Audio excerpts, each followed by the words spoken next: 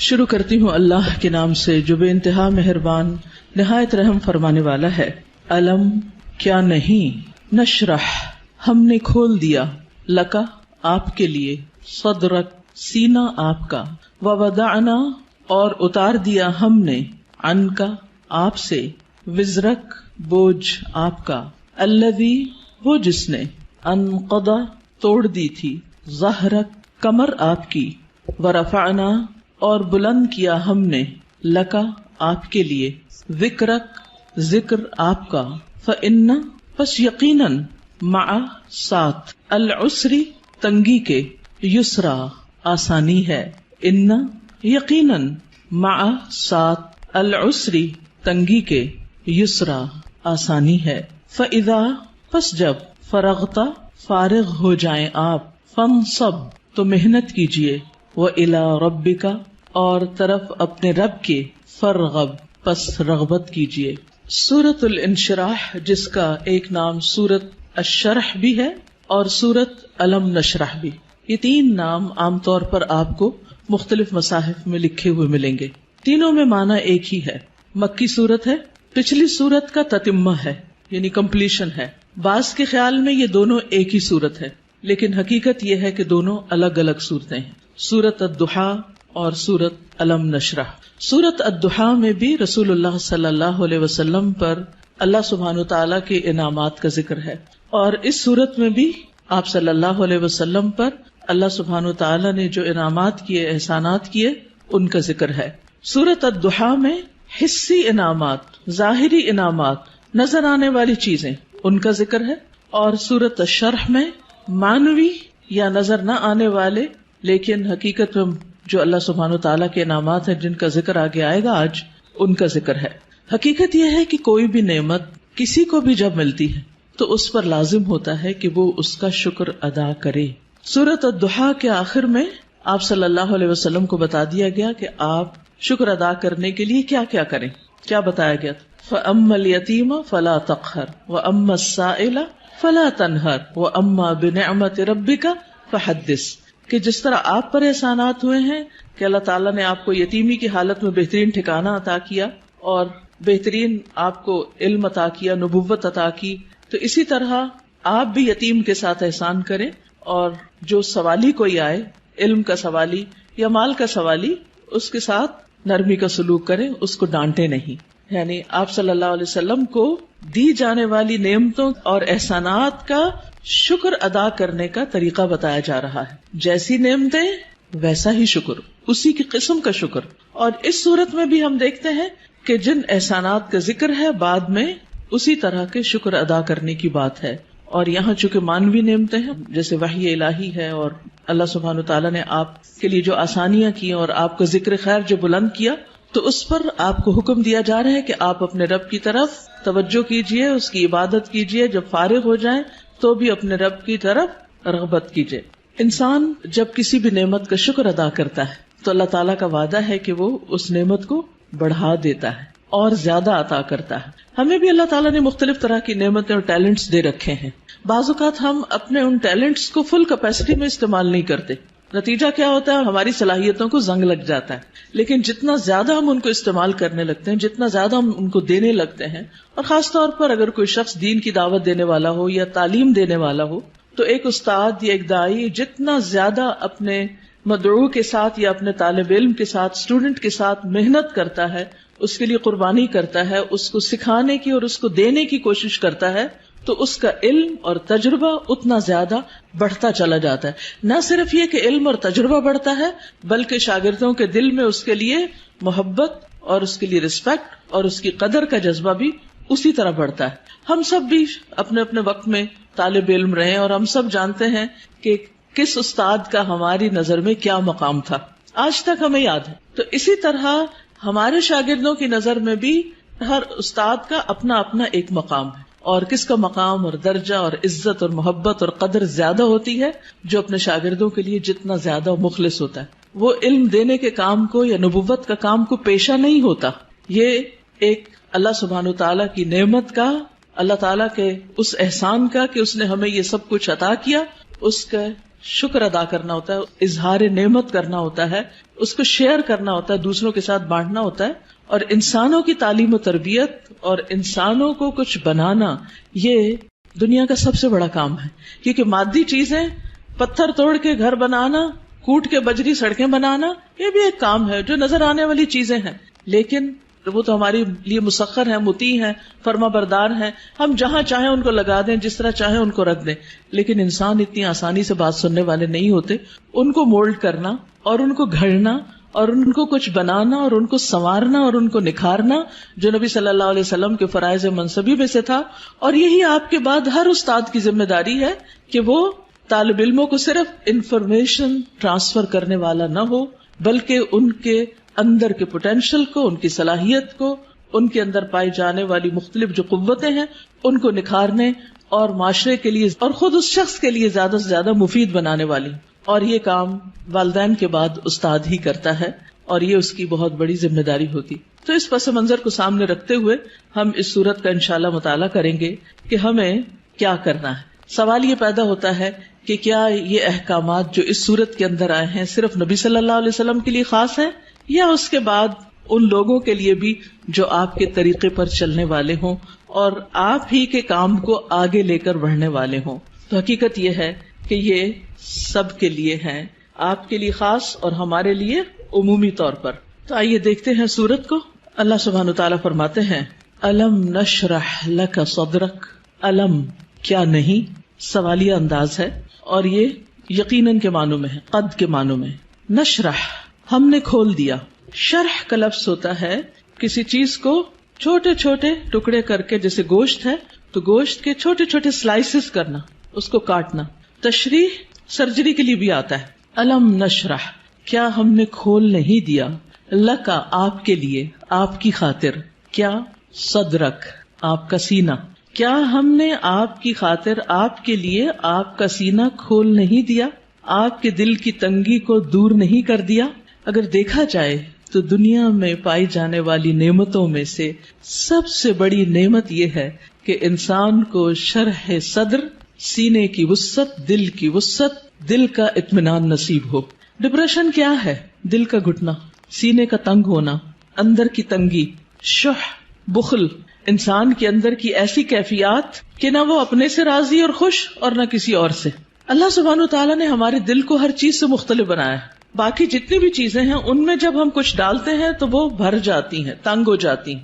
لیکن دل اگر نرم ہو تو اس میں جتنی بھی علم اور حکمت اور خیر کی چیزیں ڈالی جائیں وہ اتنا ہی زیادہ وسیع ہوتا چلا جاتا ہے، اتنا ہی زیادہ کھلتا چلا جاتا ہے، اتنا ہی اس میں انبساط آتا ہے، اتنی ہی زیادہ اس میں خوشی اور اطمینان آتا ہے. تو یہ ایک بہت بڑی نعمت ہے اور یہ مانوی نعمت ہوتی ہے، ٹینجیبل نہیں ہوتی کہ آپ چھو کے دیکھ سکیں کہ کیا ہے. پچھلی صورت میں ٹینجیبل نعمتیں تھیں لیکن یہاں مانوی نعمتوں کا ذکر ہے. الم نشرح لک صدرک کیا ہم نے آپ کے لیے آپ کا سینہ کھول نہیں دیا.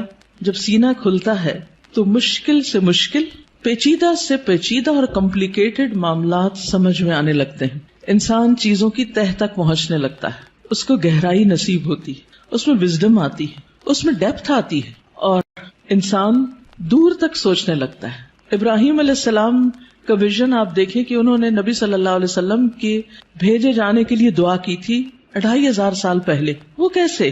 ان کو یہ ضرورت کیوں محسوس ہو گئی اور انہوں نے اپنی دعا میں یہ دعا کیوں شامل کی کہ اللہ ان کے اندر سے ایک شخص ایسا اٹھانا جو ان کی تعلیم و تربیت کرے. ہم ایسی بات کیوں نہیں سوچتے؟ ہمیں ایسے خواب کیوں نہیں نظر آتے؟ اس لیے کہ ہم صرف اپنی ہی ذات کے گرد گھومتے ہیں. سیلفش، دل چھوٹا ہے، نظر کوتاہ ہے، تنگ ہے، شارٹ سائٹڈ ہے، دور کی چیزوں کو نہیں دیکھ پاتے، صرف قریب کے فائدوں کو دیکھتے ہیں. آج مجھے کیا مل رہا ہے ہم اس کو دیکھتے ہیں، کل میری کوششوں کا صلہ کیا نکلے گا، کیا ملے گا مجھے، اس کی طرف ہماری نگاہ نہیں جاتی. لہٰذا جو لوگ شارٹ ٹرم گولز کے لیے کام کرتے ہیں وہ کوئی بڑا کام کبھی بھی نہیں کر سکتے، اور جو لوگ دور تک سوچتے ہیں اور وہ وہی سوچتے ہیں جن کے اندر وسعت ہوتی، جن کا دل بڑا ہوتا ہے، جن کی نگاہ دور تک دیکھتی ہے. تو الم نشرح لک صدرک کیا ہم نے آپ کے لیے آپ کا سینہ کھول نہیں دیا. آپ کے لیے اللہ سبحانہ وتعالی نے خیر اور بھلائی کے رستے کھول نہیں دیے، کیونکہ جب تک دل کھلتا نہیں، یہاں صرف دل کی بھی بات نہیں کی گئی، پورے سینے کی گئی. چیسٹ، اور چیسٹ کے اندر دل، چیسٹ کی جگہ زیادہ ہوگی تو پھر باقی چیزوں کے اندر بھی وسعت آئے گی. تو نبی صلی اللہ علیہ وسلم کو اللہ سبحانہ وتعالی نے یہ خاص صلاحیت دی تھی جس کی وجہ سے آپ نبوت کا کام لینے کے قابل ہوئے تھے. اسی لیے قرآن آپ کے قلب پر نازل ہوا تھا اور آپ نے اس کو محفوظ کیا تھا. اسی لیے پھر اس کو صحیح طور پر سمجھ کر آگے بیان کیا تھا، کیونکہ ان سب چیزوں کا تعلق شرح صدر کے ساتھ ہوتا ہے. یہی وجہ ہے کہ ہم دیکھتے ہیں کہ موسیٰ علیہ السلام جب اللہ سبحانہ وتعالی نے ان سے بات کی، ہم کلام ہوئے اللہ تعالیٰ، اور ان کو اپنے کام کے لیے چن لیا، وَاصْطَنَعْتُكَ لِنَفْسِي، اور اللہ تعالیٰ نے ان کو اپنی رسالات سے نوازا، تو انہوں نے سب سے پہلی دعا کیا مانگی؟ رب اشرح لی صدری ویسر لی امری واحلل عقدۃ من لسانی یفقہوا قولی، کہ اللہ میرا سینہ کھول دے، یہ ساری بات مجھے بھی سمجھ آئے اور دوسروں کو بھی سمجھ آئے، اور میرا کام آسان کر دے، اور میری زبان کی گرہ کھول دے تاکہ لوگ بات سمجھ سکیں، اور مجھے میرے گھر والوں میں سے ایک مددگار میرے بھائی ہارون کو عطا کر.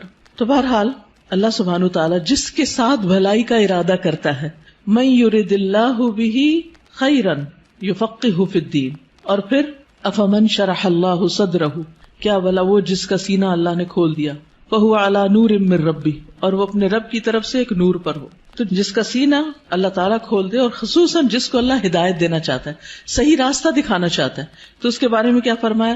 من یرد ان یہدیہ یشرح صدرہ للاسلام، جس کو اللہ ہدایت دینا چاہتا ہے اس کا سینہ اسلام کے لیے کھول دیتا ہے، اس کو وسعت عطا کر دیتا ہے، اس کے دل میں پھر اسلام کی محبت پیدا ہو جاتی، وہ اس کے لیے کچھ کرنا چاہتا ہے. اور ساری قربانیاں اس کے بعد ہی ہوتی ہیں جب انسان کا سینہ کھل جاتا ہے. اور پھر آپ دیکھیں کہ سینہ تنگ کب ہوتا ہے، دل تنگ کب ہوتا ہے؟ جب لوگ ہم پہ باتیں کرتے ہیں، جب لوگ ہمیں ہرٹ کرتے ہیں، تو پھر ان کی طرف سے ہمارا دل تنگ ہو جاتا، پھر ہم معاف نہیں کر سکتے، پھر ہم اپنے دل میں حسد اور بغض اور ان چیزوں کو بھر لیتے ہیں، پھر ہم ان لوگوں کے ساتھ خیر اور بھلائی نہیں کر سکتے. لیکن آپ دیکھیے کہ پیغمبروں کو لوگوں نے کون سا لقب ہے جو نہیں دیا، ساحر، کاہن، مجنون، شاعر، نہ جانے کیا کچھ، لیکن کیا انہوں نے ان باتوں کو دل میں رکھا اور لوگوں سے انتقام لیے اور جوابی کاروائیاں کی، یا ان کو معاف کر کے پھر بھی ان کی ہدایت کی دعائیں کرتے رہے؟ جنہوں نے پتھر مارے طائف کے سفر پر، آپ نے ان کے لیے کیا کیا؟ ان کے لیے بھی دعائیں کی. ہر موقع پر نہ صرف یہ کہ نبی صلی اللہ علیہ وسلم نے، بلکہ باقی پیغمبروں میں آج بھی جو شخص واقعی سچے دل سے اسلام کی خدمت کرنا چاہتا ہے، یعنی جس کے دل میں اسلام کی خدمت کا جذبہ ہے، اسے لازمی طور پر اپنے دل کی وسعت کے لیے دعا کرنی، اسے اپنے دل کو کھلا کرنا ہوگا، اسے لوگوں کو معاف کرنا ہوگا، اسے لوگوں کی غلطیوں سے درگزر کرنا ہوگا. اس کے علاوہ بعض لوگوں نے اس کا یہ معنی بھی بیان کیا ہے کہ نبی صلی اللہ علیہ وسلم کا شق صدر کیا گیا تھا، آپ کے سینے کو واقعی لٹرلی کھولا گیا تھا 2 مرتبہ، ایک دفعہ بچپن میں اور ایک دفعہ بڑے ہو کر معراج کے موقع پر.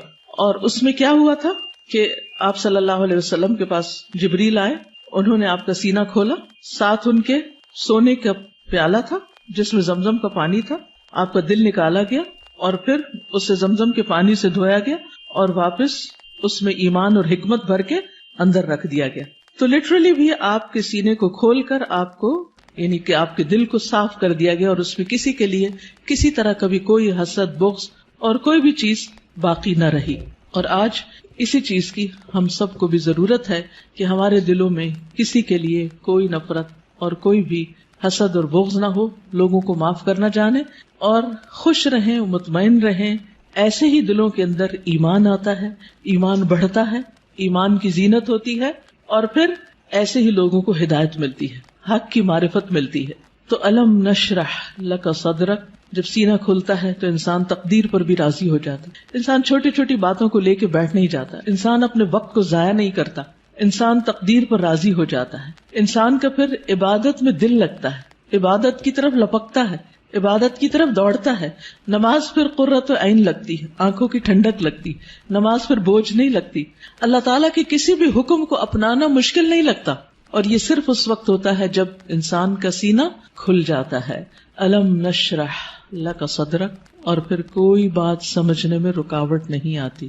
انسان بنا کہے دوسروں کی باتیں سمجھنے لگتا ہے، اسے دوسروں کی ضروریات نظر آنے لگتی ہیں، وہ دوسروں کی کیئر کرنے لگتا ہے. دوسری نعمت جس کا ذکر کیا گیا، وَوَضَعْنَا عَنْكَ وِزْرَكَ، اور ہم نے اٹھا دیا آپ سے، ہٹا دیا آپ سے، وزرک آپ کا بوجھ. وضع ان کا مطلب ہوتا ہے کسی چیز کو اٹھا لینا، اور وزر کہتے ہیں بھاری بوجھ کو. اور وزر قرآن مجید میں گناہ کے معنی میں بھی آتا ہے، ذنب کے معنی میں بھی. اب یہاں نبی صلی اللہ علیہ وسلم سے ان کے بوجھ ہٹا دیے گئے. اور یہاں پر آپ دیکھیں سورۃ الضحیٰ میں جو انداز تھا وہ کیا تھا کہ الم یجد کا یتیمن، سیکنڈ پرسن، الم یجد کا یتیمن، کیا اس نے آپ کو یتیم نہ پایا، فآوا ووجدک ضالا فہدی ووجدک عائلا فاغنی. لیکن یہاں زیادہ پرسنل انداز ہے، ووضعنا عنک وزرک، ہم نے آپ کا بھاری بوجھ آپ سے ہٹا دیا. اس بوجھ سے مراد کیا ہے؟ اس کے کئی معنی لیے گئے. نمبر ایک یہ کہ آپ کے دل پر نبوت سے پہلے جو ایک خاص بوجھ تھا، آپ کے ذہن میں کچھ سوالات تھے جن کا آپ جواب چاہتے تھے، آپ زندگی میں کچھ کرنا چاہتے تھے. آپ صلی اللہ علیہ وسلم اسی لیے شہر کو چھوڑ کر پہاڑ پر چلے جاتے، ہرا میں چلے جاتے تھے. تو جب اللہ سبحانہ وتعالیٰ نے آپ کو قرآن دیا، نبوت دی، تو آپ کے سوالوں کے جواب آپ کو ملنے لگے اور آپ کے بوجھ آپ سے دور ہو گئے. اسی طرح یہ معنی بھی کیا جاتا ہے کہ آپ صلی اللہ علیہ وسلم پر جو وحی کے نازل ہونے کے بعد ایک خاص کیفیت طاری ہو گئی تھی، آپ کے اندر ایک خوف کی کیفیت تھی. آپ واپس گئے اور آپ اپنی بیوی سے کہنے لگے کہ آپ مجھے کمبل اڑا دیں، چادر اڑا دیں. اور پھر حضرت خدیجہ جو تھی انہوں نے آپ کی کیئر کی، آپ کا خیال رکھا. آپ کو اللہ تعالیٰ نے بہترین مددگار دیے. آپ کے پیغام پر سب سے پہلے حضرت خدیجہ ہی ایمان لے آئیں. پھر اسی طرح حضرت ابو بکر جو آپ کے دلی دوست تھے وہ آپ پر ایمان لے آئے. تو یہ جو وحی کی کیفیت تھی اور یہ جو فرشتے کو دیکھ کر آپ پر ایک خوف اور ایک بوجھ پڑ گیا اور آپ پر ایک پریشانی آ گئی، اور پھر کچھ عرصے کے لیے جیسے وحی کا سلسلہ منقطع بھی ہوا، اس میں بھی آپ پر پریشانی آئی، تو اللہ سبحانہ تعالیٰ نے وہ سارے بوجھ آپ سے ہٹا دیے، وہ پریشانیاں آپ کی دور کر دی. اسی طرح یہ معنی بھی کیا جاتا ہے کہ نبوت سے پہلے کے 40 سال جو آپ کے اللہ تعالی کی عبادت میں نہیں گزرے تھے، جس کا آپ کو ملال تھا، تو وہ کیفیت بھی آپ سے دور کر دی گئی. پھر اسی طرح یہ معنی بھی کیا گیا ہے کہ خلاف اولا جو کام آپ سے ہوئے، خلاف اولا کا مطلب یہ ہوتا ہے کہ پیغمبر کا درجہ اور مقام بہت بڑا ہوتا ہے. جیسے ایک مقولہ ہے نا کہ حسنات الابرار سیئات المقربین، جو نیک لوگوں کی نیکیاں ہوتی ہیں وہ مقربین کے غلطیاں شمار ہوتی ہیں. یعنی جو اللہ کے خاص اور مقرب بندے ہوتے ہیں ان کے لیے سٹینڈرڈ بہت ہائی ہے کہ ان کا اخلاق بھی عظیم ترین ہو اور ان سے چھوٹا سا بھی کوئی قصور، کوتاہی، کمی بیشی نہ ہو. لیکن نبی صلی اللہ علیہ وسلم انسان بھی تھے. جیسے عبس وتولی میں آیا کہ ایک شخص آپ کے پاس آیا کچھ پوچھنے کے لیے، آپ نے تھوڑی سی اس سے بے رخی برتی. تو یہ بے رخی کیا تھی؟ یہ ایک اللہ سبحانہ تعالیٰ کی نگاہ میں ایک قصور تھا آپ کا. تو وزر کا معنی قصور بھی کیا گیا ہے. تو اللہ تعالیٰ نے وہ بھی آپ کا اگلے پچھلے سب قصور معاف کر دیے اور آپ کے بوجھ آپ سے ہٹا دیے. وَوَضَعْنَا عَنْكَ وِزْرَكَ الَّذِي أَنْقَضَ ظَهْرَكَ، وہ جس نے آپ کی کمر توڑ دی، یعنی آپ کو جس کا بہت زیادہ بوجھ محسوس ہوتا تھا. نقیض ہوتا ہے کسی چیز کو اس طرح توڑنا کہ اس میں سے کڑکڑانے کی آواز ہو، یعنی کڑکڑاہٹ. جیسے چارپائی کے اوپر اگر زیادہ لوگ بیٹھ جائیں تو کیا ہوتا ہے، یا کبھی کرسی کے اوپر کوئی بھاری شخص بیٹھ جائے تو اس کے اندر سے جو آواز نکلتی ہے نا، تو وہ کیا کہلاتی ہے؟ نقیض کہلاتی ہے. تو انقض ظہرک یعنی جس نے آپ کی پیٹھ کو بوجھل کر دیا تھا، آپ کے اوپر ایسی ذمہ داری آ پڑی تھی کہ آپ اس کی وجہ سے بہت دبے ہوئے یا آپ بہت اس کی وجہ سے بوجھل محسوس کر رہے تھے. تو اللہ سبحانہ تعالیٰ نے وہ بھی آپ سے دور کر دیا. وَرَفَعْنَا لَكَ ذِكْرَكَ، اور آپ کا ذکر خیر بلند کر دیا، یعنی آپ کو شہرت عطا کی، آپ کو بلندی عطا کی. نہ صرف یہ کہ آپ کو، بلکہ آپ کے ذکر کو، یعنی آپ کے نام کو، آپ کے مقام کو، آپ کے درجے کو بہت بلندی ملی. اور اس کے لیے ایک حدیث میں آتا ہے کہ نبی صلی اللہ علیہ وسلم نے فرمایا کہ جبریل علیہ السلام میرے پاس آئے اور کہا کہ آپ کا رب کریم پوچھتا ہے کہ آپ کیا جانتے ہیں کہ میں نے آپ کے ذکر کو کس طرح بلند کیا ہے؟ رفعنا لک ذکرک کیسے ہوا؟ میں نے جواب دیا کہ اس حقیقت کو اللہ تعالیٰ ہی بہتر جانتے ہیں. تو اللہ تعالیٰ نے فرمایا کہ آپ کے ذکر کی بلندی کی کیفیت یہ ہے کہ جہاں میرا ذکر کیا جائے گا وہاں آپ کا بھی ذکر کیا جائے گا، یعنی نبی صلی اللہ علیہ وسلم کا ذکر بھی. اور اسی لیے ہم دیکھتے ہیں کہ جب ایک شخص مسلمان ہوتا ہے تو کیا پڑھتا ہے؟ لا الہ الا اللہ اور محمد الرسول اللہ، یعنی اسلام میں انٹر ہونے کے لیے جو کلمہ پڑھا جاتا ہے. اسی طرح اشہد ان لا الہ الا اللہ و اشہد ان محمدن عبدہ و رسولہ. پھر اسی طرح آپ دیکھیے کہ 5 وقت جو نماز ہوتی ہے آذان، اس میں اشہد ان لا الہ الا اللہ و اشہد ان محمد الرسول اللہ. پھر نماز میں اتحیات اور پھر اس کے بعد درود شریف، اس میں بھی نبی صلی اللہ علیہ وسلم کا ذکر ہوتا ہے. پھر اسی طرح جب بھی جہاں بھی جو بھی آپ کا نام لے ساتھ آپ کے اوپر درود و سلام بھیجے، پڑھنے والا بھی اور سننے والا بھی.